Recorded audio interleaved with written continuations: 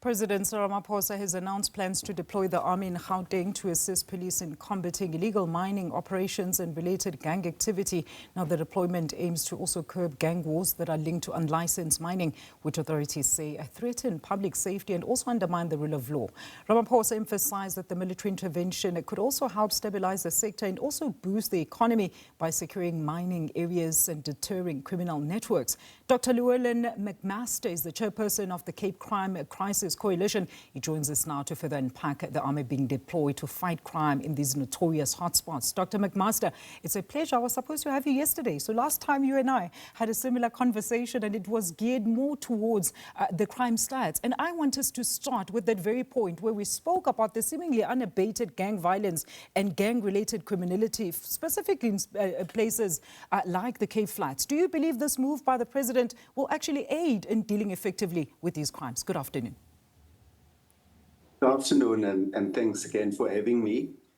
Let me start by saying, we understand why people call for the deployment of the army.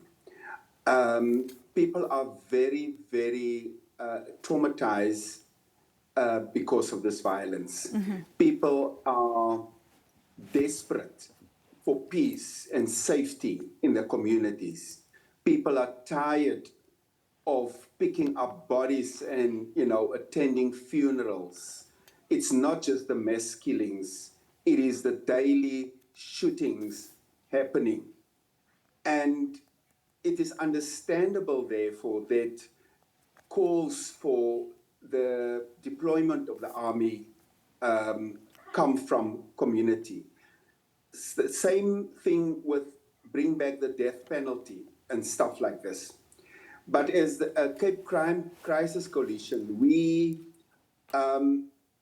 without sounding as if we are, outright rejecting, this decision by the president, we try to be very, shall I say, sober.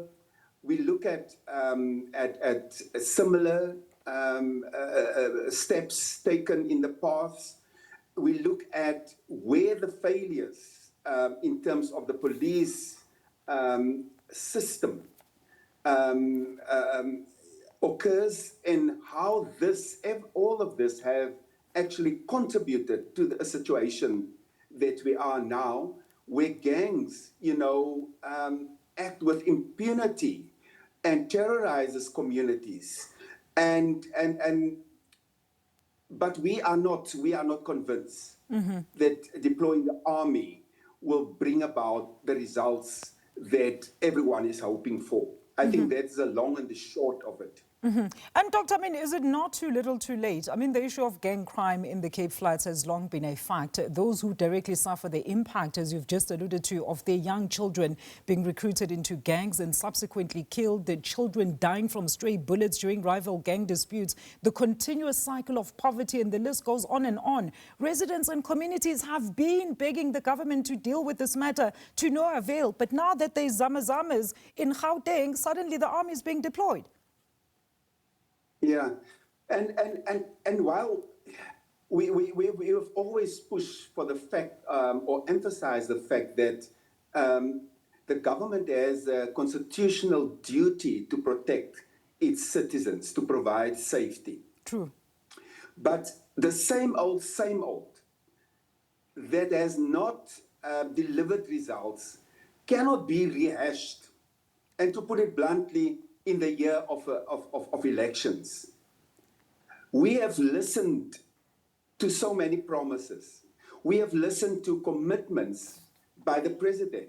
If you go back to speeches that he's made with regard to gangsterism and organized crime, we have Minister Kachalia that came in last year and said in Mitchell's Plain that there's no plan. Soon after that, they came with a PowerPoint presentation, some kind of plan. When we asked for the whole of the plan, we're still struggling to get a plan.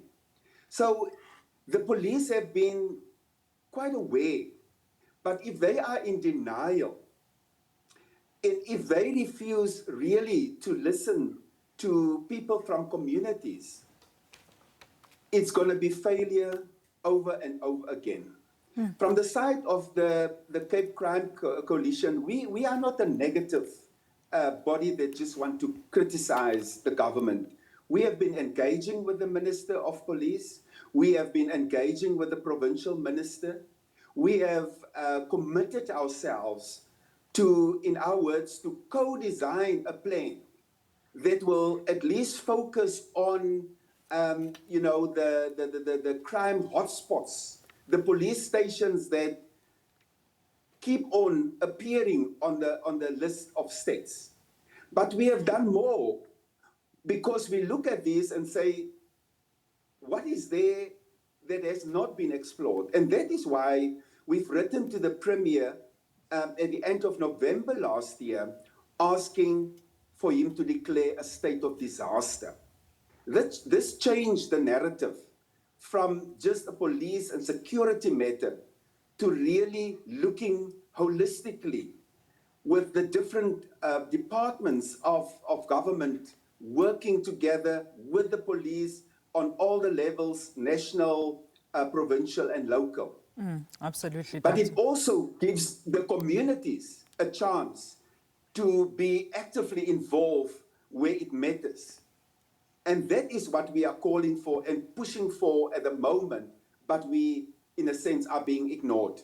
All right, Doctor, we're going to leave it there. I mean, I was just going to speak to the fact that this is, in fact, a wider systematic problem requiring a whole range of directives as well as careful implementary measures. I mean, we're hearing residents saying some police stations there need to be declared as crime scenes because that's just how bad things have gotten. Doctor, as always, we appreciate your time with us. That is Dr. Llewellyn MacMaster. He's the chairperson for the Cape Crisis Coalition, weighing in on the deployment of the army to crime hotspots within the country.